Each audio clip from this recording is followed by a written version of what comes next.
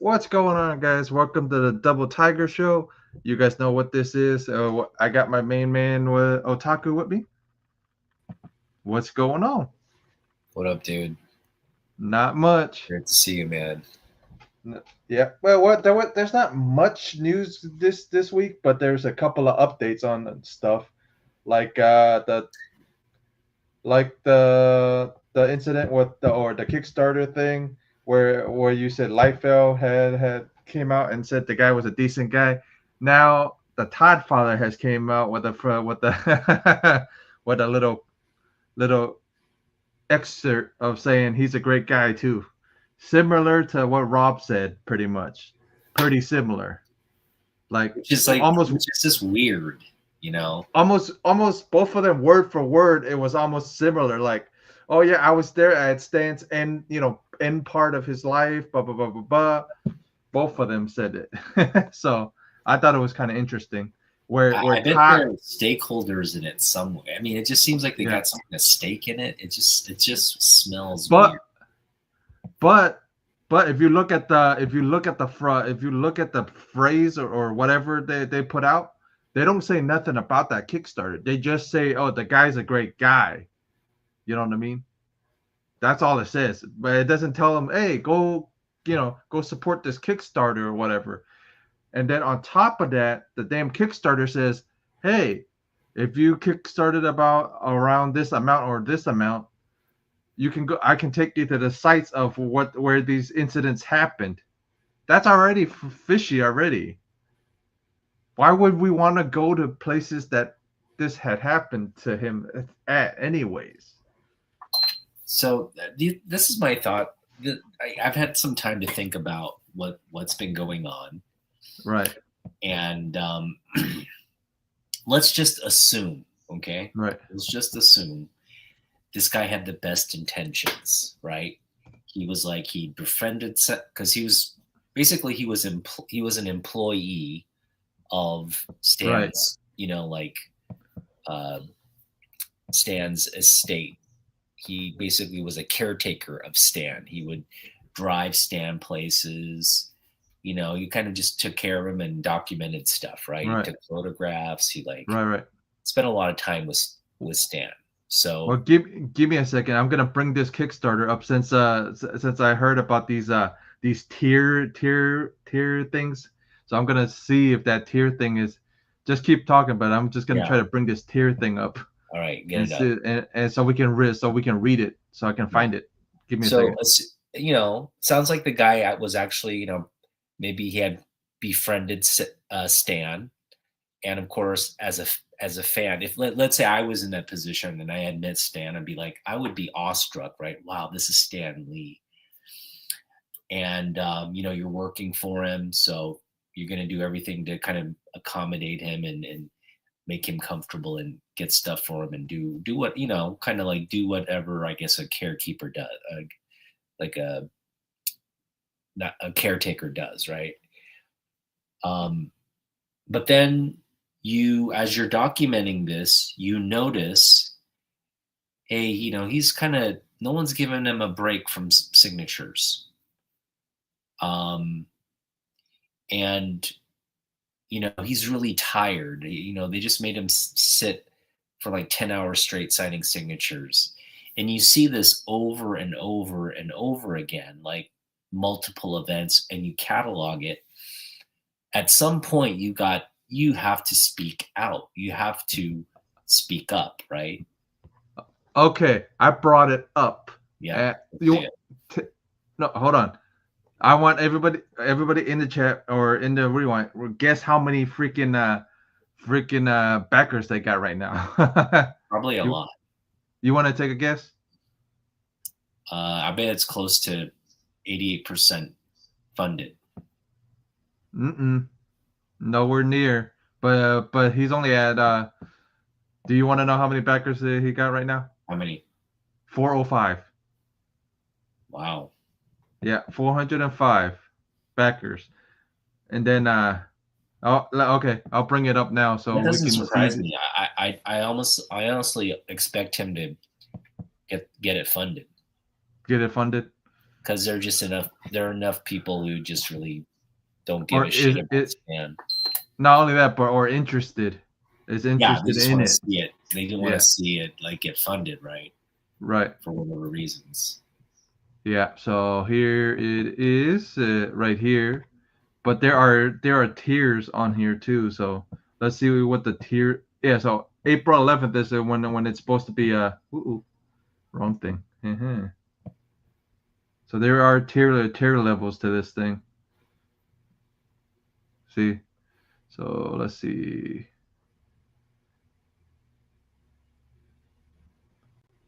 Let's see. Rewards.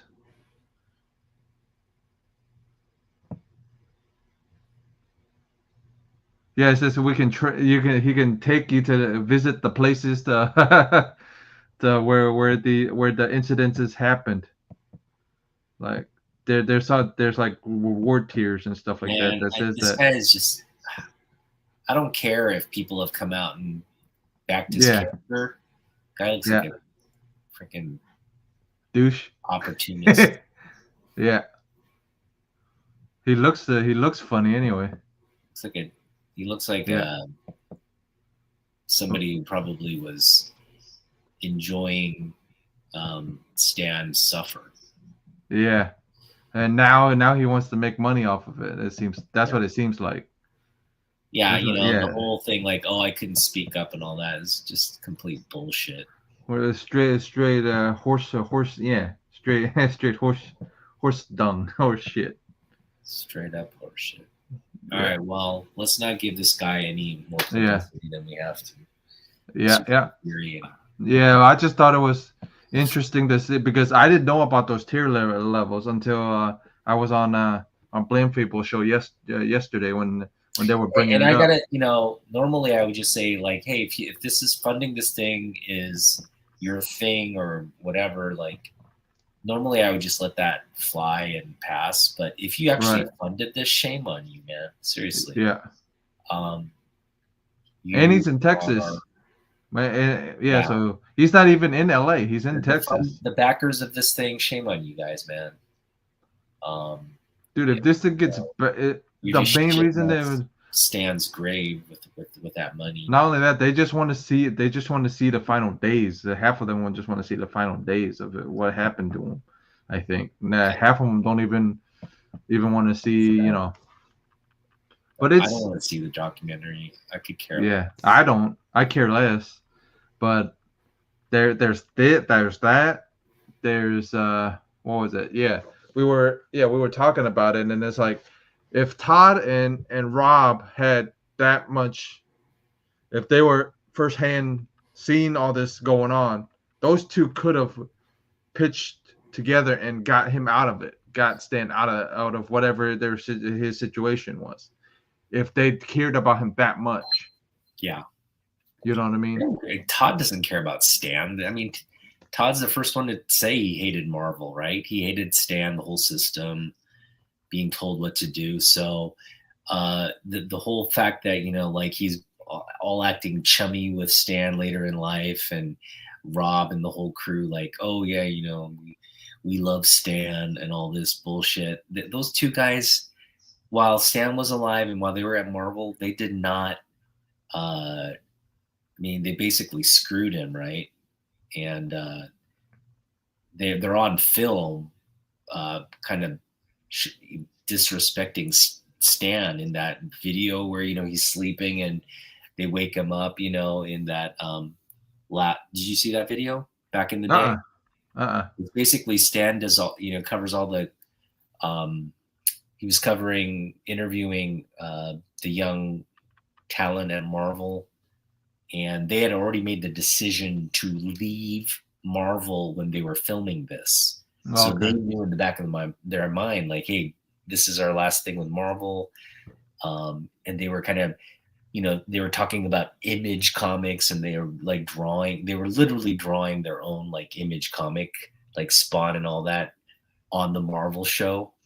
It was a huge disrespect, active disrespect on that video.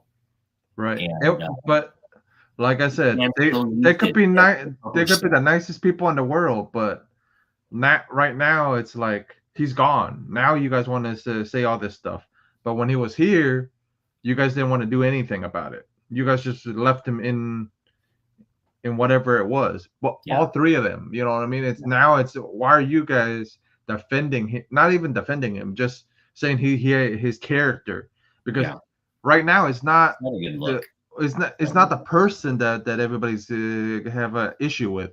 It's his character that the people have an issue with. Is why are you coming out with this and why are you doing this now when he's gone for about 3 years now? Yeah. Or so. So why is it now and not like a month, but after a month or during when he was still here? Yeah. And Rob and Todd, these are two guys who think they're more important than their They legacies are, actually say they are, right? yeah. Because they're not the greatest But artists. don't get me wrong, they're good. They're great, people. But this puts a I bad don't taste even in. go. I don't think Todd and Rob are great people. They're not great But I'm people. just saying, it puts a bad taste in my mouth now for artist wise and whatever. That you know what I mean? It's not a good look on their end either. Now it's like Yeah, it's now you not. want to, yeah. They screwed But it put Marvel. They screwed Stan, and they were happy about it at the time. right, And now with Stan's passing, I mean, you can say what you want, but it's on the record. yeah, You guys were like immature, unprofessional little pricks who thought they were, you know, that whatever books you sold and the little talent that you had was enough to like warrant you starting your own company, which they did. I mean, they started their own company, but how long you know, it needed basically a lot of assistance from other creators leaving Marvel. yeah. But Uh, it wasn't just them two. They needed Lee. They needed they need the whole, yeah, they Sade- need that whole little Sedestri. They crew needed a whole crew and of them just to investment. get. They got a lot of investment because Yeah, yeah, they had like half of Marvel, yeah. Half of their completely. talent. So it's like, but the biggest thing is they both put that, because if you respected them for their art, that's cool. But now as people, I don't respect them as much as, I mean, they're nice. The fans and stuff, but it's like this puts a bad taste in my mouth for both of them. It's like, I don't like Todd. I mean, I don't like Todd because you listen right, to his interviews. The guy's all about himself. He loves like bragging about himself. He right. loves when people kind of like kowtow to him, and that's just, I mean, that's who he is, and I can't say I'm a big fan of that. Right. Like I said, but if you guys are fans, I understand why. You know what I mean. But I'm I've always been iffy about them too, and Yeah, now this puts more of a bad taste in my mouth of them too. So it's yeah, like, you know what I yeah. mean. It's like I respect them. Don't get me wrong. I respect them for what they did, but this just puts a bad taste in my mouth. Yeah. I mean, it's Todd and Rob. I wouldn't even go to far as to say like they Yeah. have any kind of legacy outside of Image. Image is Right. their And legacy. That's it. well, yeah. Well, Um, let's and then that's not now, but the other news on here was what oh yeah, since we were talking about Todd, there's a rumor going around that he may have bought Diamond. He may have. Todd It McFarlane. Yeah, it's a rumor that he may have bidded on Diamond. But if it did happen, this news may come out in a couple of days and said he may have, because Diamond's going bankrupt and stuff, and but there was a little news article, but I didn't think nothing of it, but because it looked like a rumor type article, it didn't look like facts. So, but if he did, I, Yeah, that's weird because Todd's right now his toy company future is not even. yeah, but it's because I think he has And that's I another think thing. Like, he basically his whole entire career he's badmouthed Marvel, right? Entire career he just was talking Yeah, about now he's how doing he toys for hated Marvel. I know, I saw. Now and he's how doing toys for Marvel Marvel. was taking advantage of artists, and they still do, right? Oh, Apparently, Marvel's still taking advantage of artists. But how funny is it that Todd McFarlane now is licensing Marvel toys? yeah.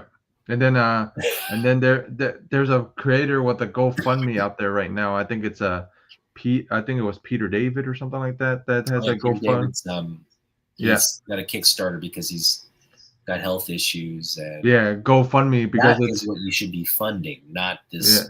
70. What was it? The medical bills are like $72,000 or something like that.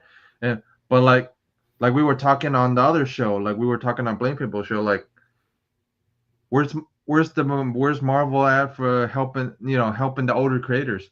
Because George Perez, all these guys, they should need that. They should, you know what I mean? They should have some type of help with Marvel, but it's not going to happen because Marvel is owned by Disney, and the mouse don't give a the mouse don't give a crap. Nothing against it, but they don't, because bigger companies don't care, man. If they did, he wouldn't be having $72,000 worth of medical debt, and he can't pay for it. Now he has to do this GoFundMe.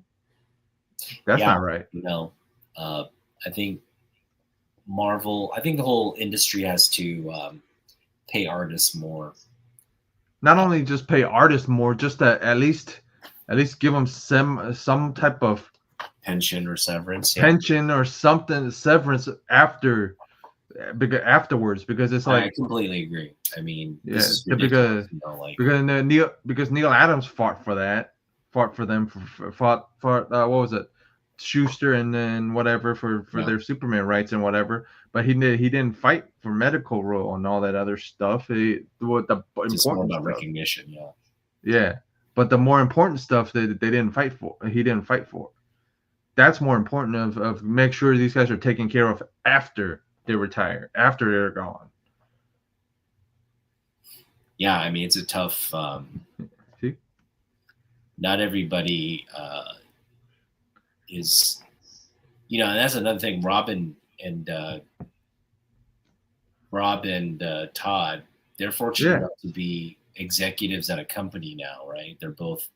And they could even help out all these older creators that they said they're fans of. Or they could, but they don't care. They care about is.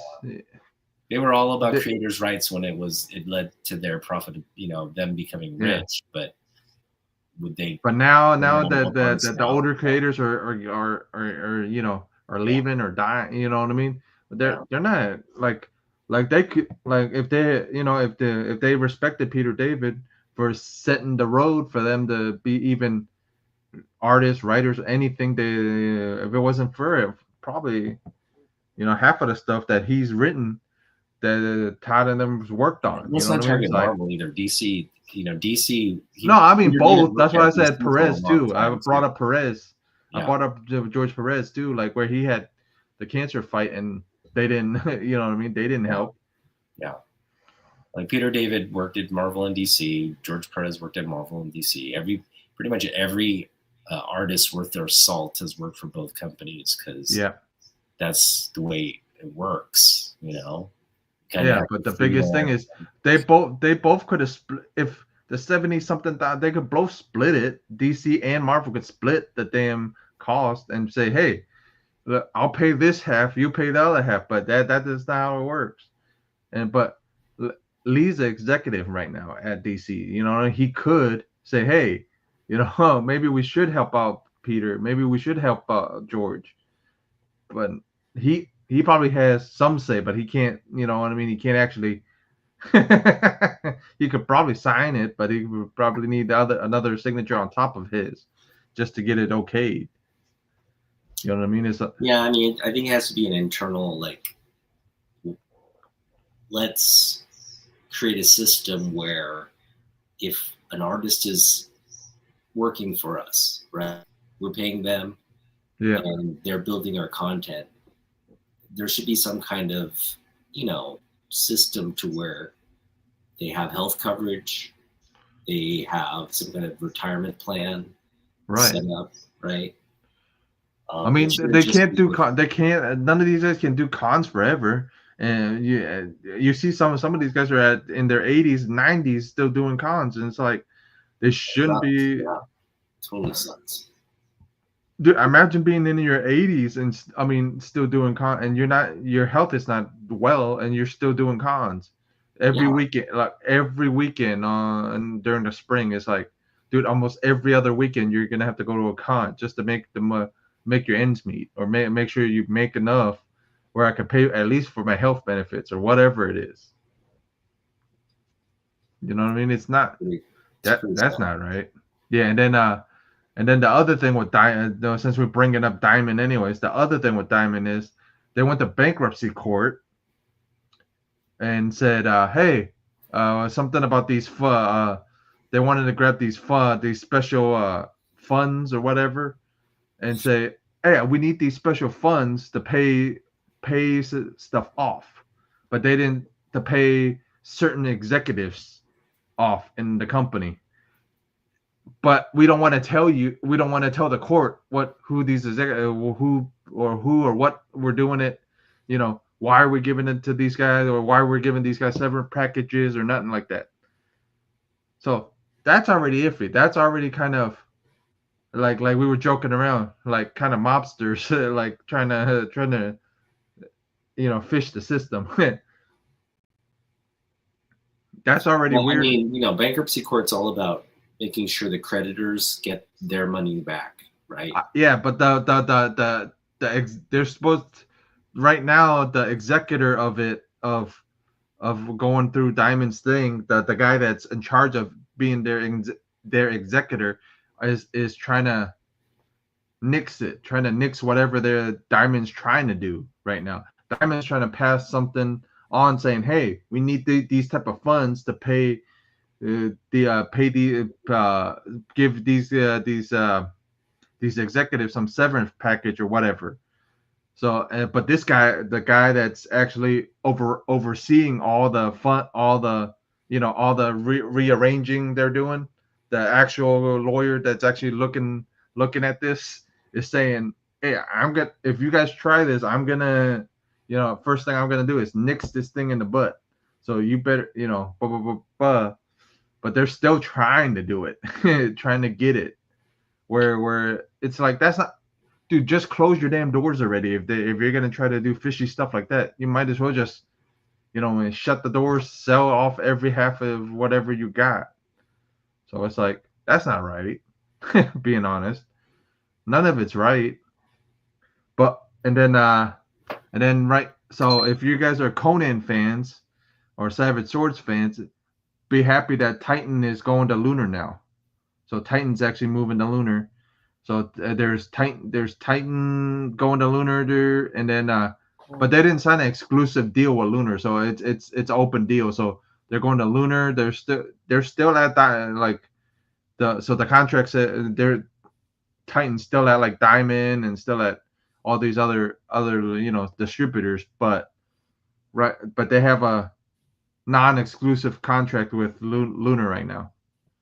So at least you're getting if you guys are Conan fans, at least you're getting your Savage Sword finally.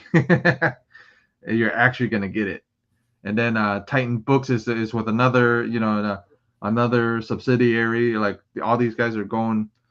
So if you're Titan fans, if you're of the video game book comics or whatever, the Conan, the Savage Sword stuff. Yeah.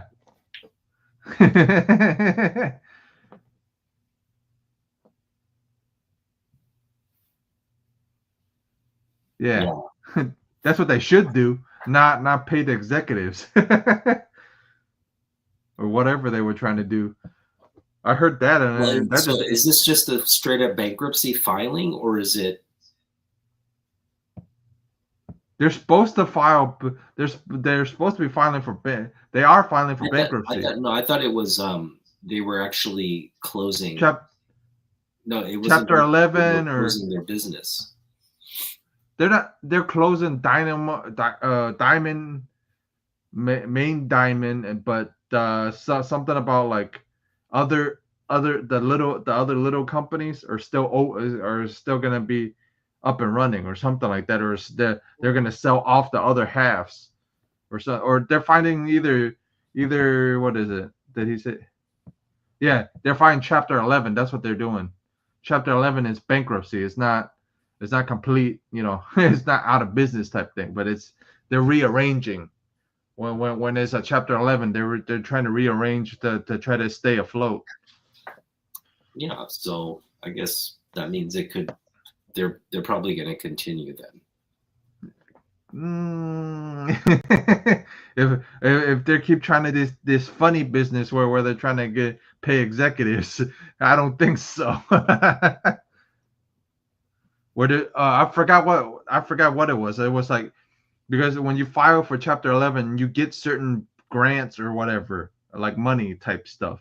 So they're trying to get these grants and pay certain executives, but they don't want to file.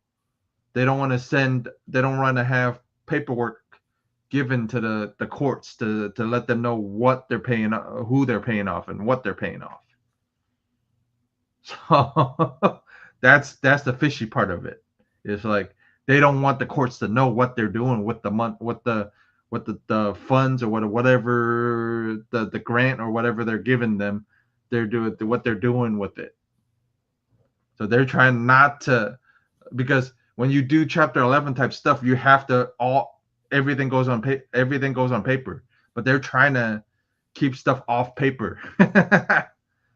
That's what I'm trying to tell you. They're trying to keep certain things off paper, but the guy that's doing their Chapter 11 part is saying that he's trying to nix it in the butt right now and saying, hey, if you do this, quit it. So yeah. Wow. Yeah. So it's a bunch of hoopla going on with Diamond right now. Yeah. And then this week Mortal Kombat, some Entertainment Weekly had some pictures of Mortal Kombat, of Johnny Cage, of Katana, of Sonya Blade, and everybody. They look good. Don't get me wrong, funny. but but the picture, it looks good. But the one picture of Johnny of Johnny Cage, of I forgot the guy's name again. But the way they took a bad picture, because the picture looks like he smells something bad. Like in the picture, like he's snarling, but it looks like he's smelling something real funny. Like the picture has Cage in front, and then it has Jax, and then it has Sonya Blade, and then it has Liu Kang. But it looks good. I'm interested to see where part 2 is going. So I'm excited to see where that's going. So that's going to be fun. Yeah. I like the game that they introduced too, the new Mortal Kombat game. It looks Mortal Kombat 1 or It looks funny. So, yeah, where they redo it, and all those skins are gonna be in the game too. Like everything that they released for Mortal Kombat 2. I mean, I'm excited. If you guys enjoyed Mortal Kombat 1, you're gonna the first Mortal Kombat, the reboot or whatever. If you enjoyed that one, you may enjoy this one. So that's gonna be cool. So I think they said it's gonna take like a couple years ahead. So it might be a couple years from the previous one. So, well, they did announce a big spoiler for the upcoming Avengers movie. Yeah, but yeah, they did that already, where they took all those pictures already too. So yeah, so I'm not surprised. Yeah, I mean, it's not a big surprise, but it does kind of, we kind of have details around what's going to be in Avengers. Yeah. And I don't know, do you want to spoil it here, or do you just want to like? Yeah. Well, we're not. Just leave it. Yeah, let's leave it. Let's let it sit. But but it's all the there's all this stuff coming. It's what we expected. There's no Yeah. surprises in terms of Right. It was basically in the car. Like if you're reading between the lines, right? You know Mhm. what's coming, and this leak or whatever the leaked news Right. is essentially confirming what we all were Yeah. thinking anyway. So it's not a big surprise. Yeah, but that's I don't think there was any comic book news this week. I don't think. Not really, but like Jim Lee. Oh Hush yeah, is now coming Hush is about to come out next week. next week, So, so I'm excited. yeah. I might literally I'm gonna spend my last $7 on getting Hush, just the Yeah. cover. Yeah. So I'm excited to see where Hush 2 is. Hush 2 is at. So I'm Yeah. excited to see. So yeah, and then there's the other thing was some fun. What was it? Well, since I'm a Vampirella guy, I saw this Vampirella thing where Vampirella news where this Vampirella 1. Oh man, a 1/1000. You're gonna have to order 1,000 copies. Who? Watch it be just like the version of the A cover, like That's probably what it is. probably what it is. But yeah. So there's actually there was an article about Vampirella, this new Vampirella 1 where it was 85 something. No, hold on. Let me find that article real quick. While you find that, Jim Lee is doing a CGC event with Scott Williams, Alex Sinclair, and Jeff Loeb.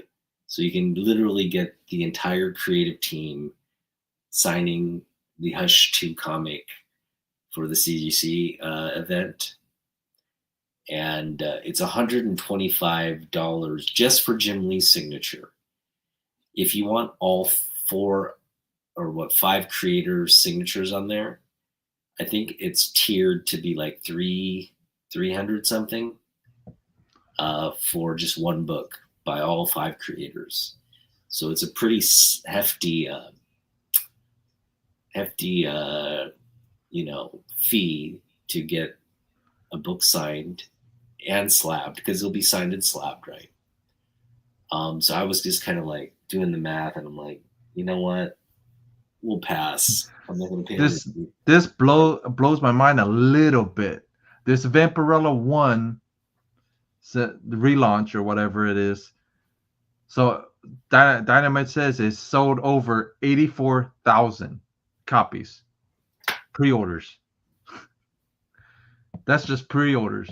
It hasn't came out yet. 84,000 copies. That's not bad.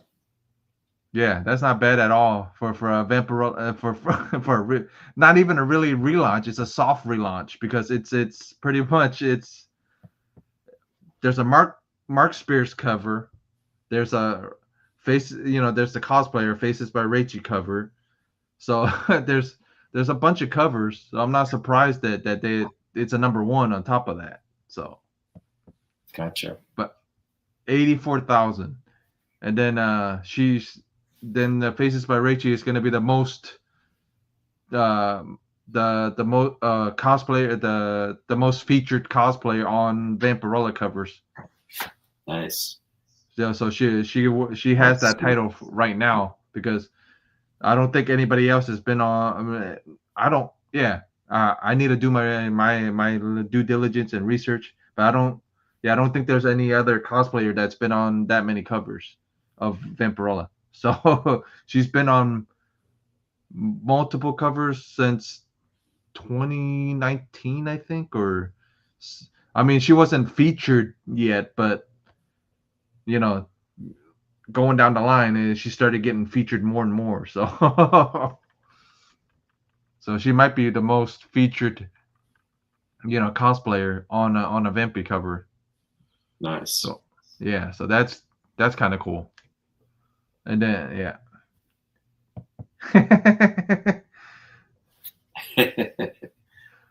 Well, for number one, maybe. You pre-ordered yours?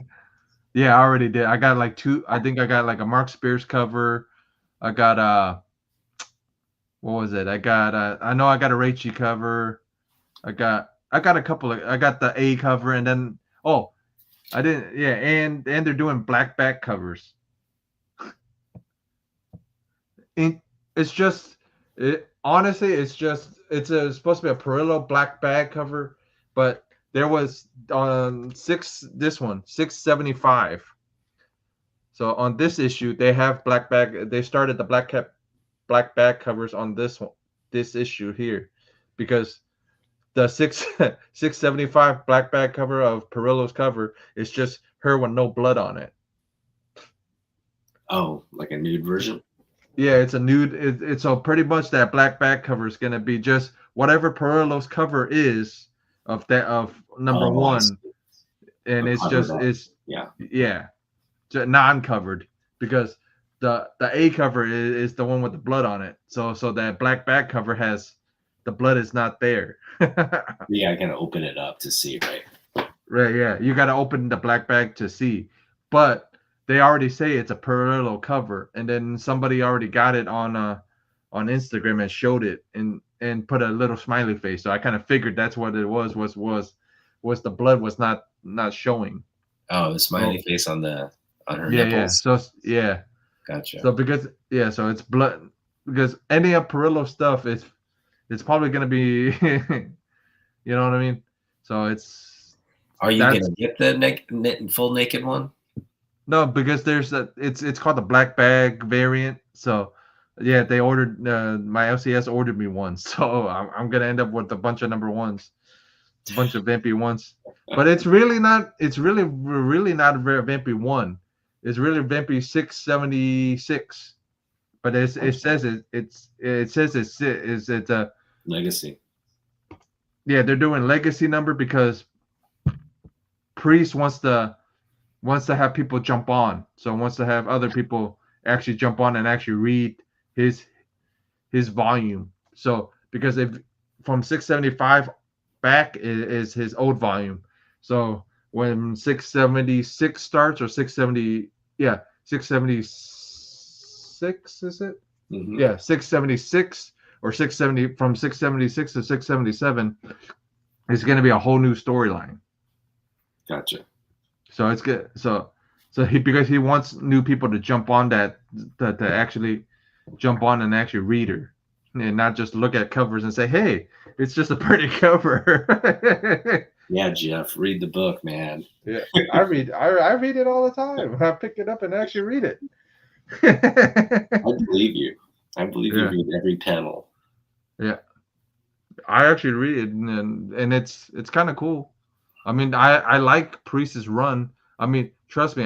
There was a couple runs that I didn't like. There was a previous one where was Amy Chu or Amy Quinn. I forget. It's Amy something. But dude, that was horrible. That run was straight trash. Art was decent, but storyline was not great.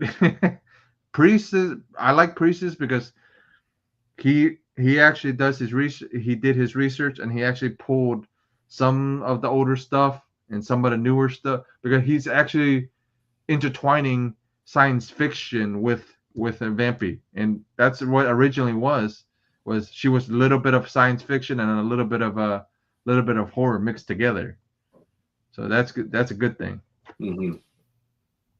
Yeah. So I'm excited for other people to actually read the new number one and see what people that don't read Vampy what they think. I'm excited to see because it's 84,000 copies, so it's other people that bought it just for the cover, probably they're probably not even going to read it.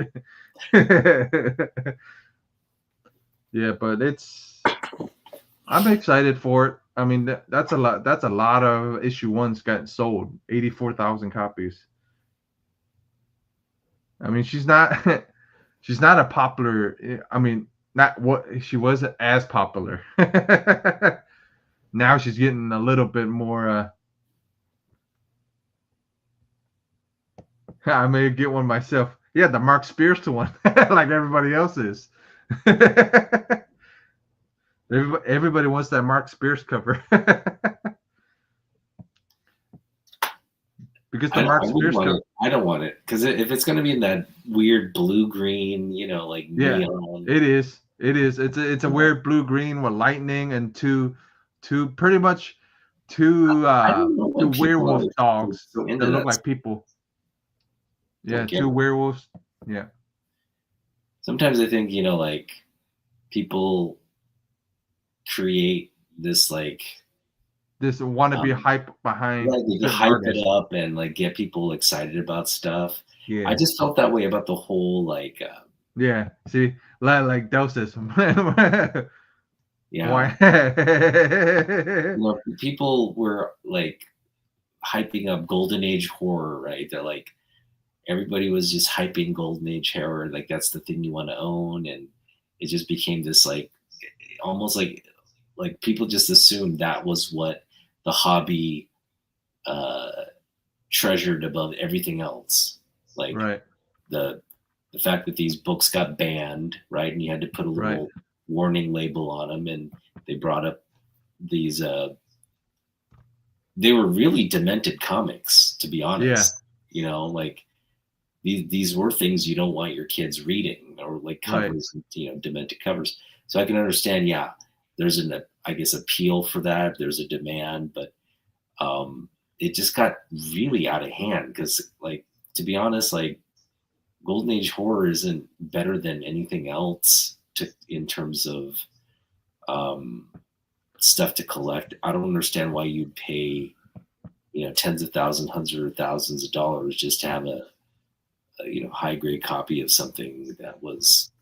I mean, it's Golden Age stuff. It's harder to come by because it's a little older and they burned them. No, more than anything. I get it. But yeah, they burned it and they threw them out. So. Like you thought Golden Age horror was some kind of like some kind of like retirement plan. Like get yours now. None of this stuff is. Yeah. It's like Golden Age horror in general is like, it's something you can collect and it's something you can enjoy, but to make it seem like that's what the hobby is, like it's the pinnacle of what you should be collecting, that's garbage, man. I would rather have Golden Age Superman than Golden Age horror. So. I mean that's your preference. The other people's preference is horror. Like mine is the vampy stuff. So that like Del saying, mine is the stuff, right? Yeah, mine is the creepy and the eerie. If you really want to collect horror, you should be collecting Frankenstein, not the demented. So it's not really horror. They're talking about the comics that got banned. Yeah. That's not Golden Age horror. Golden Age horror is like other stuff. It's like I guess the monsters came a little bit later, right? Yeah, but it's because the main reason those books are even sought after is because those were the books mentioned and those were the books that they banned. They started banning. Right. So that's the appeal of those books. Yeah, I get it. I'm just saying, like when people say, "Oh, I'm a horror collector," like I love Golden Age. Whenever I hear a collector say, "Oh," I ask them, "What do you collect?" and they're like, "Oh, I'm really into Golden Age horror," or they're into horror. I'm like, why? Why are you into horror? It's like, oh, because that's what the community says you should be into. Or some of them just like the art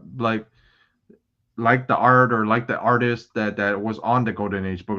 Like a lot of people, I know some people that collect LB Cole books, all those because they're into the artists, like or Wally Yeah, Wood or yeah, any of that's what I'm those. saying. Yeah, Like, they probably heard somewhere that this is what you had to collect, and that's why they got into it, right? yeah, So some of them, yeah, but some of the other ones are that you really know that collect Golden Age in general, or either collecting Wally Wood, you know what I mean, or it's certain artists they're collecting, and hey, look, it seems to fall that one of those books seems to fall into the category. You know what I yeah, mean? It's like, yeah. but there's My some point guys is, like, that just collect what you yeah, like. Don't get influenced by something and think it. If just because the hobby's telling you to, this is what you should be collecting. This is the most expensive thing. This is what every collector should be after.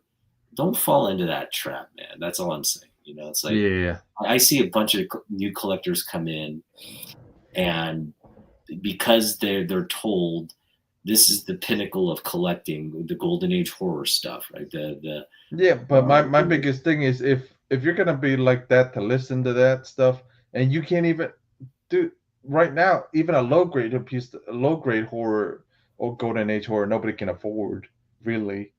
yeah, no one can afford that stuff. So why Yeah, but and like, then but if you're gonna follow trends and stuff like that, don't be good because being honest, collecting comic books is not you're not gonna get rich quick. It's not a good rich quick scheme. It's not like you won't happen. It's just well, okay, if let's go back a little bit. Those comic code horror books, right? Let's not call it golden age horror. Let's call it comic code golden age comic code books. before Comics Code Authority books, Yeah. before Comics Code Authority books. Yeah, those comic code books they're expensive to begin with. Right, yeah. At a specific point, I'm talking about this is around the pandemic, right? At a specific point, it was like kind of like a buzzword in the hobby. Right. And it drove up all this freaking demand. It basically, like, all the old school collectors were like, yeah, you know what? I got to get those books. That's like, probably the pinnacle of collecting, right? In terms of demand, Right. and what's cool about our hobby and all this. And it just spiked up those kinds of books. And those books went from like expensive to like unreachable heights. I mean, some of them were already unreachable. It's just the pandemic just shot them even more up to and astronomical. It continued. Yeah. But that's the thing. Like, it's still like there's a little bit of FOMO around it, and it's like people value that stuff above a lot of other stuff, and I'm just like, I don't get it. It's like it's yeah, but it's FOMO at its highest. Basically. Yeah, that was during COVID time. Yeah, but I'm excited because I'll be showing off the new piece of art I'll be getting on Monday or Tuesday by this week. Nice. Yeah, it's supposed to be coming in on Monday or Tuesday this week. It says Monday, but I have a feeling it might be Tuesday when I get it. Because right now it says what was it? It says it was still in where it's coming from, Indiana. So it said it was still in Indiana distribution center. So I might be I'm hoping I get it on Monday, but the latest is Tuesday. But I actually saw it. Because I went on the show. He had a show the next day. Ali Garza had the show the next. Yeah, I actually saw the cover. So he actually showed it off. Yeah, he actually showed because they were using those as references because I had got it a couple days ago before, and then they had a show, I think, like the Sunday, like what the size is again. It's pretty much this. It's pretty much yeah, it's a comic book. Oh, it's just the cover. Okay. Yeah, it's just a cover. Yeah, but this is the Gattail one. But when I get the Ali Garza one, it's pretty much the same thing. It's just on a white cover. and it's a pencil instead of what this is. So yeah, but it came out way better than I thought. Like he even said it came out way better than he thought it would. So it impressed It's like, himself. what, she's naked, right? Yeah, she's but her wings are actually out. You actually see her wings out. So it's actually kind of cool when I get it out. I'm Yeah. curious. Yeah. So, but you're happy if with you it. guys, yeah, I'm super happy with it. But if you're on YouTube, you won't be able to see anything. There's gonna be happy faces in front of it. You'll if you guys, I'll send you a picture on Instagram message. Well, but when are you gonna get it again? This week?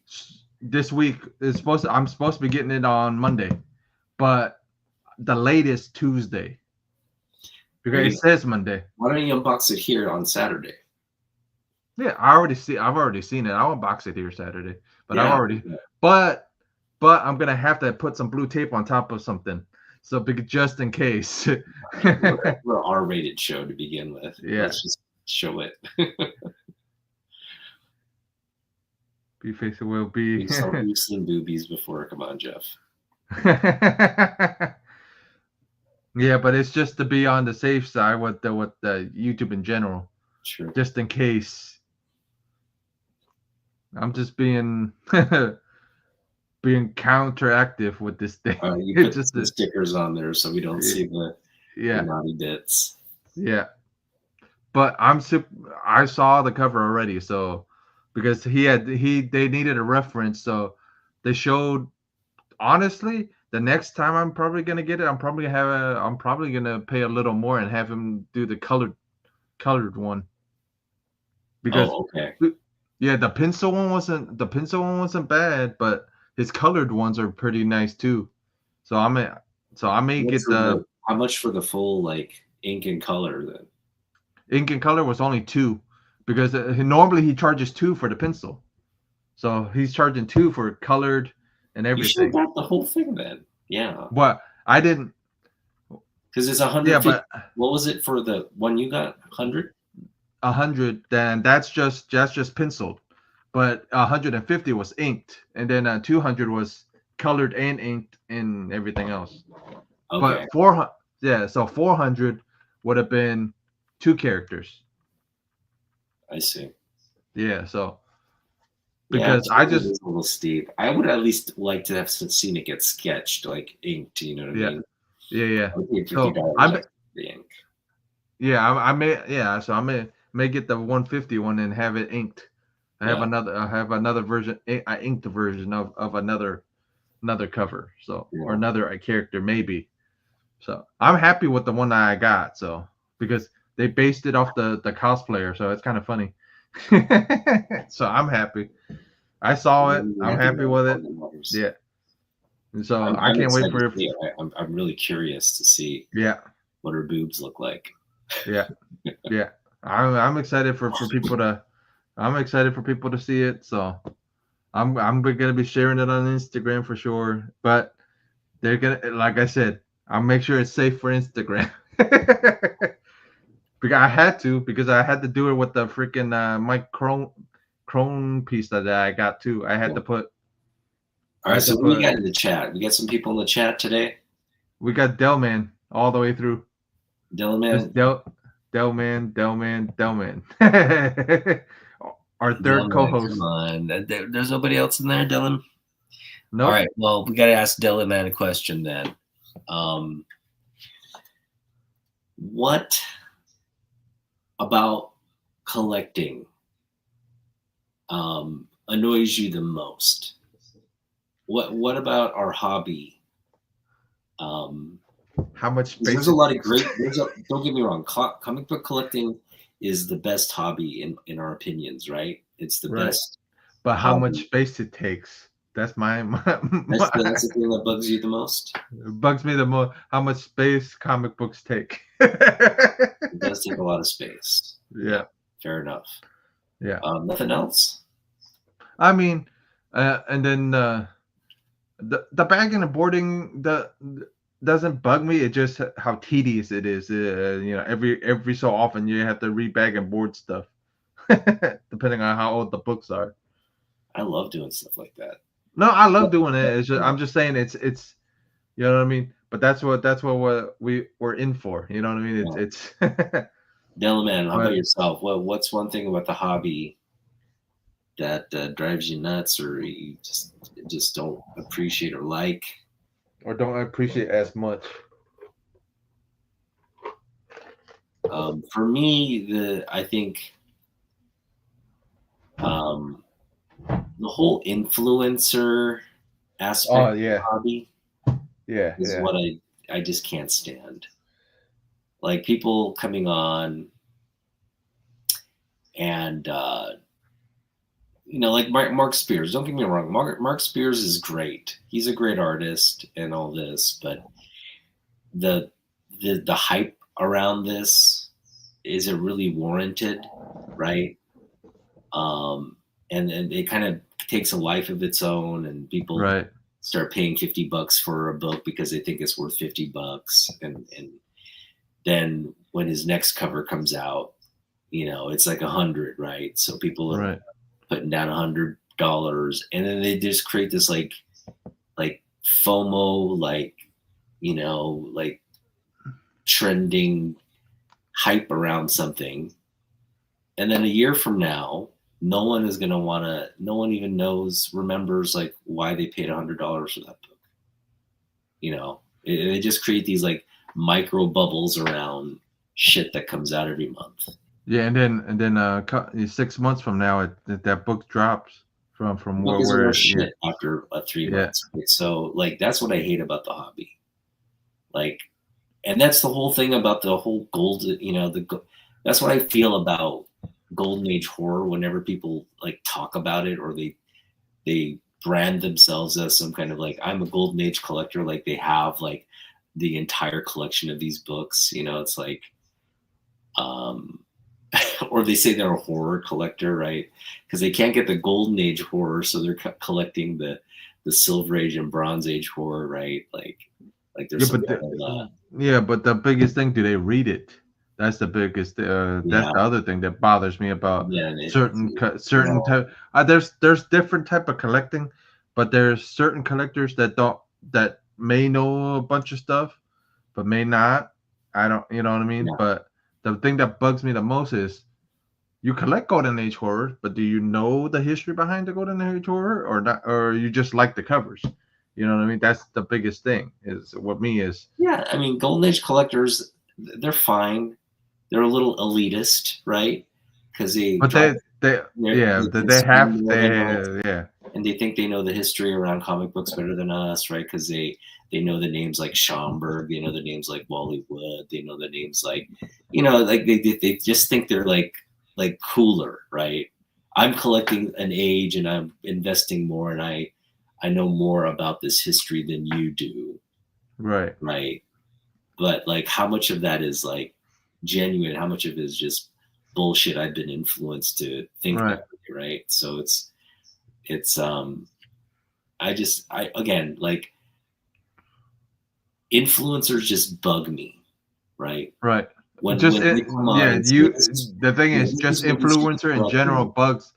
Just influencer in general just bugs everybody, man. Because a lot of us aren't. We say we aren't, but we're kind of mini. I'm not saying we are, but we're mini. Small, minuscule, just a little. Oh, that we're influenceable. Yeah. I'm influenceable, but but not only that, but I'm saying us ourselves, we're influencing ourselves. We're slight, so we can't. You know what I mean? We can't be too upset at it, but we are. We might. We won't. We might not be as big as some of the other ones, but we are tiny. That's why I said tiny. A little ant in this influencer game.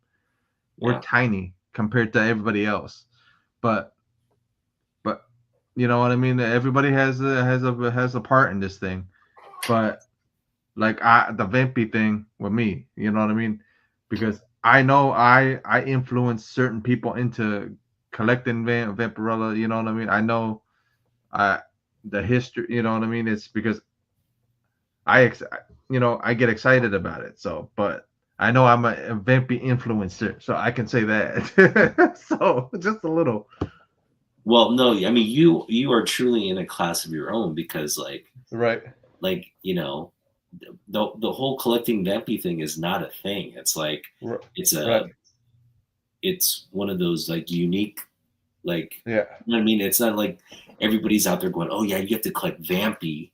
Right. And it's like everybody's collecting Vampy because of that. No, Right. that's like we collect the things we want to collect. Like Right. if I told you to go out and collect 90s books, would you listen to me? No. But that's what I collect. So Right. I got you. You know what I mean? Like that's the thing. Yeah. Like, we collect what we collect. Yeah. But the thing that bugs me is like when somebody who has like a channel, Right, and they come on and they say, oh man, you've got to get this book. This is a book that, because of the history around it, because right. it's this like big thing. It's right now so undervalued. And then it creates this sort of, buzz around it. People start picking it up, and then now it's shooting up in price. Right. And then they keep adding, fuel to that flame, and it keeps going up and up and up and up. And now it's like the flavor of the month. Right. And blah, blah, blah, and boom. I just feel sorry for anybody who bought Golden Age horror because they thought, they were making some kind of investment for the future. And they bought them at these elevated prices. But that's just like the 90s when the Death of Superman type stuff happened. That exact, you know what I mean? It's similar. Yeah. Yeah, it's a similar bubble. It's just with the Golden Age books this time around, or during COVID time. Yeah. But it's the same idea. It's just stuff that happens, Yeah, because you're paying essentially like $20K more for a book. Yeah. Versus just $20 for a book. All right, Dylan Man's here. When an issue goes for 10th or 11th. Yeah. People forget that fact, right? People forget, as much as you think this book is worth, the company can print more, like facsimile copies of it. Yeah, and then not only that, but same thing with these Pokemon cards now, where the Pokemon cards are where these scalpers and all this other stuff are going nuts over these cards. But then the Pokemon people in general said, if these guys are going to keep on doing that, we're just going to overprint them. Yeah.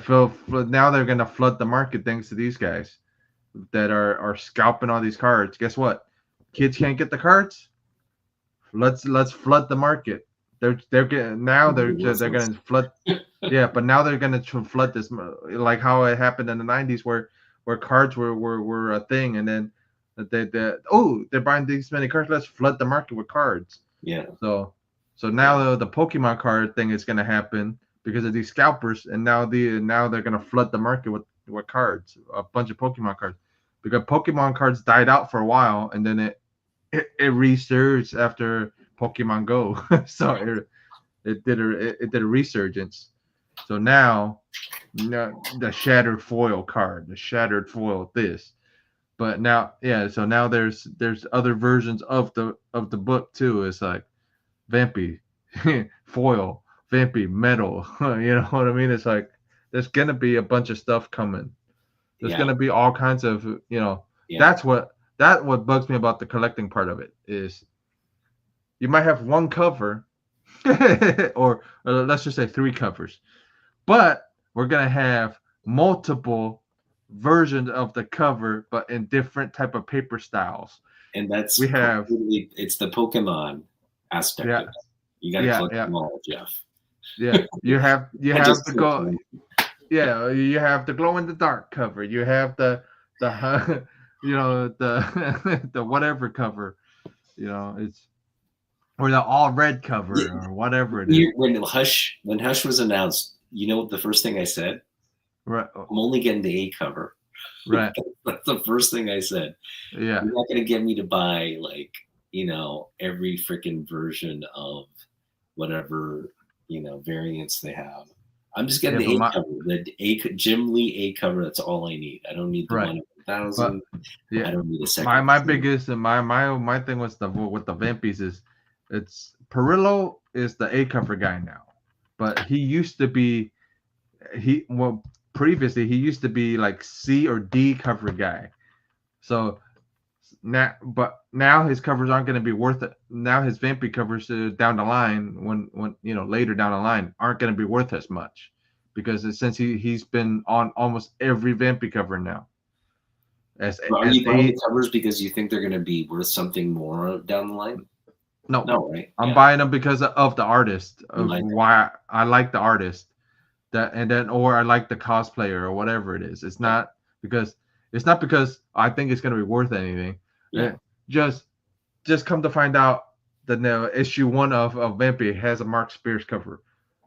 I like the Mark Spears cover kind of grew on me. You know what I mean? I kind of like it. So that's the main reason. Dude, you got influenced. Yeah, not only that, but I actually kind of like the cover. It's not actually I actually kind of like that cover. It's a different. It's a my biggest thing. I like when they interpret their version of Vampy, not where they copy somebody else. Because Spears actually didn't copy nobody and actually put. I mean, he may have copied something down the line, somebody down the line, in the past, but it's his interpretation. What's the Mark Spears Vampy cover worth? How much you have to pay for it? I think it's cover. I think it's cover. The price? Yeah, I think it's cover, and then but I think but there's other versions of it. Like there's probably like what is it? It's probably the one in I think the one in I forget. But there's a virgin version. There's a bunch of versions of each cover of the Vamp. There's the Perillo, there's the Spears, there's the cosplay covers. There's a couple of them, and then there's a couple artists on cover 1, and then cover 2 has a couple more artists. I think Spears I think he has a cover 2, Vampy cover 2. I think, not sure, but the main reason I honestly like when other artists interpret her different than everybody else. So that's my thing. As long as they in the interpretation is cool, I'll pick it up. All right. Well, I'm willing to pay $1 for the Marks. Yeah. Yeah. I think Dylan, man, you hit it right on the head. Don't pay for that book. Yeah, as long as I'm paying cover for the book, so that's that's worth, and then down the line, in my, if it's worth something, it's worth. If Mark Spears took over the Vampirella series. Yeah, then I would have to pick. Then I would have to pick Technicolor style. Yeah. But that was the same thing with the Ross covers. The Ross covers weren't. Oh, okay. So yeah. I'm glad you brought the Ross covers. Okay, we're gonna get to our books now. We're gonna get to our books. Yeah. I got the Ross covers right here, anyways. Our book of the week. Yeah, the Ross covers are the Crown of Worms. Pretty much all 3 covers are from Crown of Worms run. So these 3 are from that run, from that Crown of Worms run. So yeah.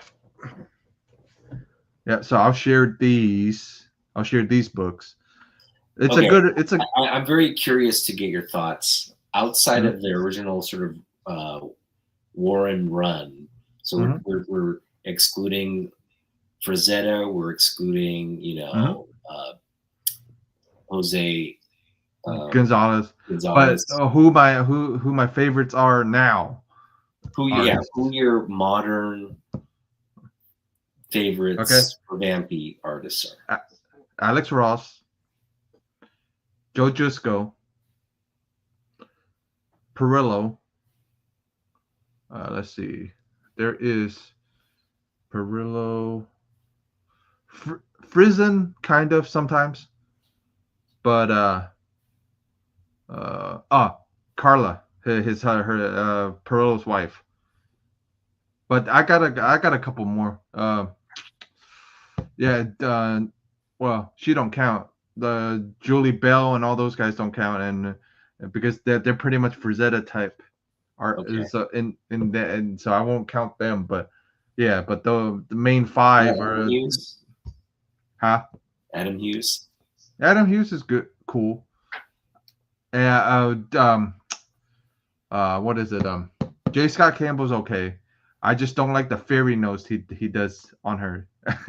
But I like his art. But Yeah. certain things bug. But I like pretty much I like the Perillo type style, like Jisco Painted style style, and yeah. and Ross style, painted style. Yeah. That's the style I really like. But there's I certain think I would agree with you. Ross is just one of the great. Yeah. I'm when I didn't really like Ross all that much. I mean, I appreciated him. I knew he was very Right. talented, but I Right. just was like, that's not. Doesn't feel like a comic book, right? It just feels like Right. fine art, right? It's not comic Right. book art. But that same thing with Jisco, the same thing with Perillo, and Yeah. same thing with Carla Cohan. Yeah. All three of them. No, I Their agree. art is their art is fine. Yeah. There's fine art, and then there's other artists that aren't the mainstream ones that are on her covers, but there's like what is it?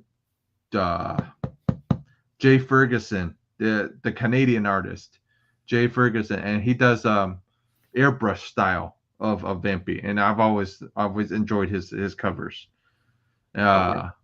Yeah, and he does variants a lot. He hasn't gone to like main book yet. He's done a bunch of variant covers for like comic shops and stuff like that. There's sometimes I like the cartoon style too. Like Dave Stevens is one that I've enjoyed, and he's done Vampy, but he's done a famous one where she's standing in like the bird bath on top of the bird bath. I remember that one. Yeah, that's the Dave Stevens. So Mike Crone. That's the other one that I really like. Okay. Mike Crone, but he's known for doing Lady Death. Eric Basaluda, Ebass. That's another one, and that's another different. That their style is different. They like doing pretty girls and stuff. That's a different type of style. But yeah, Eric Basaluda, Ebass, Mike Crone. Yeah, so I got a bunch of modern artists that I enjoy, but the ones that I really resonate with is Ross, Perillo, and and Jisco are the main ones that I really gravitate towards. If there's covers of them that they did, I'll always pick up a Ross. I'll always pick up a Perillo, and I'll always pick up a Jisco and Mike Crone too. I always pick up one of his. Because I enjoy his, and then if Eric actually did a main cover, I'll pick up. But those two rarely do main covers. They always do either alternate covers from other companies or something like that. So they've never, because Eric and the Mike Crone is from Australia, so those two never. I can't say never, but yeah, honestly, they never do cover A's, cover B's. They always do like somebody always to ask them to do one, and it's like a comic book store with somebody, but they've never been on main cover art at all, like it's Ferguson, like any of them. Okay. Yeah, but I would enjoy if they did, but the way they work, I don't think they'll be able to crank out as many covers as Perillo does. I mean, I think Eric can. I think Eric and Crone can, but I'm not sure about Ferguson if he'll be able to do that. Yeah, because a lot of them are really cover. Jisco's done cover and interior before, so I know that. Ross is only cover. Perillo's only yeah, Perillo's only cover. You know what I mean? It's like I would like to see Perillo to do interiors. I want to see if he could be able to do interiors, but I'm not sure. You know what I mean? I would love to see if Carla, because Carla started off just like Jay Ferguson and all them. She did alternate cover. She did before like getting married to Perillo, or before Perillo even put it threw in her his hat for her. He she didn't do main covers at all, but so Perillo and Carla are pretty much husband and wife, but so either one does a cover and then she'll do the either B or C cover now. So that's kind of cool. I've always liked both of their arts, but like I said, the main five that I would pick up: Ross, Perillo, Jusko, Carla, Mike Crone, and those are the main five. But if Ebass has one, I'll pick it up. So that's it. That's six. Those are the main six that I would pick up if they had covers. I mean, Hughes. If Hughes had one, maybe. You know, if the art resonates, if same thing with Campbell too. If it resonates with me, yeah, I'll pick it up. But if I don't really like something, if something doesn't gel with me, I normally won't pick it up. But and then what is it? There's another artist that I really enjoyed, but thought he was kind of prickish when I met him, and that's why I stopped not liking him. But I forgot the name. Mike, I think it was Mike something. I think Mike. I forget. When I find that cover, I'll bring it on next week and tell you what happened. But yeah, yeah, but I don't remember. But yeah, so all right, let's do your books of the week. Yeah, the recommendations would be the Crown of Worms run from Vampirella's first volume with Dynamite. So this is about 2010 ish. So these would be 2010. So this is Ross.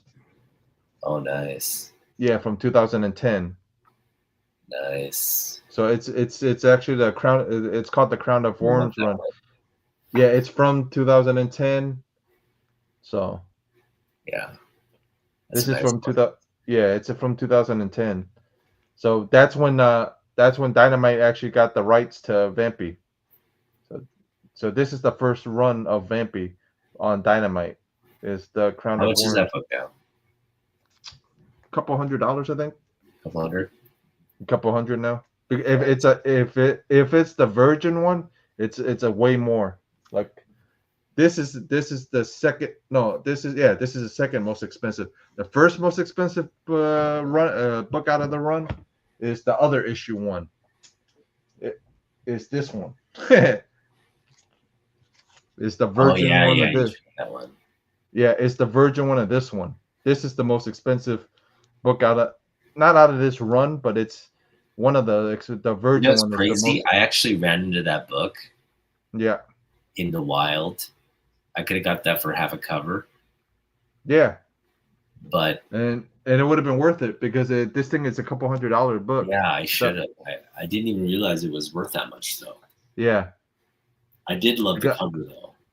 Yeah, I picked it up I picked this up for way under way under value or whatever, but this the Virgin one is more expensive. These are more, the one with the trade dress and everything, probably like the 8. This one's probably like 100 to 200 depending on shape and depending on but the Virgin one is expensive too. And then this is number 12 of that run, issue 12. He did 3 covers on this run. So he did two covers issue 1. But I've always called this the stained glass cover because it looks like stained glass. Yeah, that's nice. Yeah, I like these 3 covers. So I mean, this is a good, and not only that, but this is a good one to run to read too. It's called the Crown of Worms run of the book. So Is it me, it's a or good, did Ross like use the actress Lucy, what's her name, from who played Xena the warrior oh princess? yeah, Lucy Lawless, yeah, What kind it of. was, I can see it. I can yeah, see it in a it looks like yeah. he I can used Lucy Lawless as like the framework for the yeah. I models. wouldn't doubt it Yeah. because he uses a lot of pictures and stuff for he uses Batman. Batman is him. He uses his own pictures and Superman. Right. Okay. Yeah, yeah. So I'm not surprised if he used Lucy Lawless for it. Yeah. So that's one of the runs that I enjoy too. Is the first run is the Crown of Worms one, but there's a couple of runs that I really enjoy like there's a Mark Millar and Grant Morrison worked on it. There's a Alan Moore's even worked on her. So you'd be surprised of how many good writers have worked on Vampy. So Cool. yeah, All right. but Well, there's a lot of good runs. There's a lot of good runs to read. So just depending on what type of style you want to read. Do you want to read science fiction, or do you want to read science fiction a little and a little bit of horror, or do you want to read straight out horror and other stuff? So depending on what you want to read. But she got a lot of decent runs. So what you got? all right. Well, thanks for sharing that with us. Yep. So mine is related to, again, the basically the news that dropped about the new Avengers movie. Yeah. It was basically a plot leak for Avengers, and it's exciting. It's a pretty big. I don't know. I don't want to ruin because we're not going to spoil anything on this channel, right? No, But I don't think we should.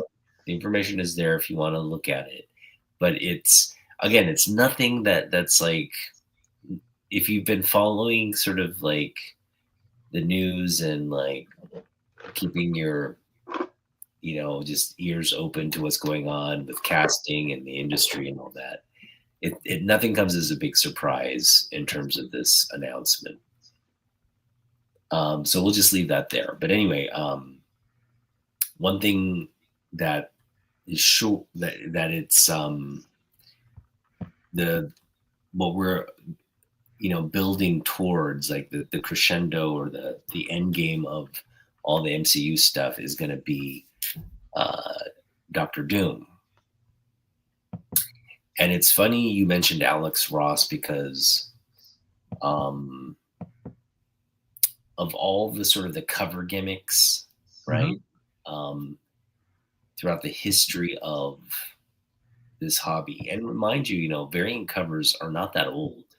Variant mm-hmm. covers popped up during my collecting era, right? It started like you started seeing A and B covers right around the late 80s, and it just continued to evolve, and now you've got like 20 covers coming out, right, ratios and all that. So it's a lot to keep up with these days, which is fine. I think that's a healthy, good part of our hobby, because it is fun to collect covers and stuff. But in terms of, I think, probably the greatest comic cover gimmick of all time is Alex Ross's Marvel Heroes and Villains. Oh yeah. Variants. Yeah. What's it called? It was the Masterpiece variants, something like that. No, it was Heroes. Yeah, something like that. It was either because the Jusco's ones were called the Masterpiece cards. His were called yeah, you were right. Yeah, Master is something like that. Masterpiece covers or something like that. Yeah, these are the Masterpiece covers, and it's basically a set of heroes that came out first, right, and then the villains. Yep. And so when that came out, I was like I try not to get man, I had to really resist. I had to resist no, I'm not going to start buying these covers, because there was 20 on each side, 20 heroes and 20 villains or something like that, something Yep. crazy. So you had to get 40 covers in all. Right. But I just was like, okay, we're not going to participate in this, but we are going to get the best cover. So I was thinking between Spider-Man. Right. I liked the Silver Surfer one. I liked Thor. I thought Thor looked really good. And Doc Ock. I was really close to getting Doc Ock, but I landed on Doom, because this Doom cover, I'm just sorry, that is, I think, the best cover of all the villains. For the heroes, it's a toss-up. I think there's a lot of good hero ones you could get. But in terms of the villains, that's the one I landed on. But this is related to that drop, basically, the big release. And I think that book right there, this book was already, I think, of all the covers, I think this one kind of is one of the higher priced ones in that series. Right. But a lot of Doom books are going to spike soon, especially the Alex Ross Doom covers. So if you can get that one, get it. I think it's one that collectors are going to kind of focus on more than the other ones, especially it's more attainable. That's the biggest thing. Yeah, don't pay for this. You got to get this for $3. Okay, don't I mean, I think it's selling for 10 at most, LCSs. Right. So you can get it around there, or get it for cover. That's where I focus. If you can get it under cover, that's even better. Right. And you can't. But some people some of the LCSs sell the whole run of them. So for under a cover, probably. Yeah. Because there were so many of them. Yep. Probably get a bundled thing for 20 or 30 something, right? Right. So good way to do it. Yeah. But that's all we got, guys. It's yeah. But we'll be back on next week, and then in April I'll have some stuff set up. So some interviews set up, maybe. We're still working out the kinks on those. Doing outreach right now. Yeah. I do want to mention that Roger Metarog and I are going on live tomorrow night at around this time, 7 p.m. Pacific. Okay. And he's going to be cleaning and pressing some of my books. So he just got them tonight. So we're going to go over the process that he's going to go through to improve the books. Should be a great time. So if you can get on tomorrow, Delaman, I expect you to see there. And we'll see. We'll hop on. Yeah, we'll see you. Yeah, we'll see you guys next week for another episode of Double Tigers, guys. We'll check you later.